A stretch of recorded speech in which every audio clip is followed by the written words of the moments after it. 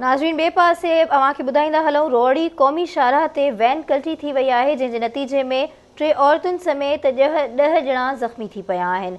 Van Sukkur खां घोटकी वञी रही हुई त हादसे जो शिकार बणिजी वई।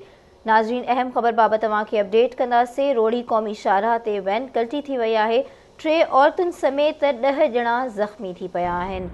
वैन सखर खां घोटकी वञी रही हुई त हादसे जो शिकार थी। अहम ख़बर आहे अव्हांखे रोहड़ी मां अपडेट कंदा हलूं त रोहड़ी भरिसां क़ौमी शाहराह ते वैन कल्टी थी पई आहे। वैन कल्टी थियण जे नतीजे में 3 औरतुनि समेत 10 ॼणा ज़ख़्मी थी पिया आहिनि। वैन सखर खां घोटकी वञी रही हुई त हादसो पेश आयो आहे। इन हवाले से असां राब्तो कयो आहे रोहड़ी में आवाज़ टीवी जे रिपोर्टर करीम बख्श जतोई सां। जी करीम बख्श, कहिड़ा अपडेट्स आहिनि, हादसो कीअं पेश आयो?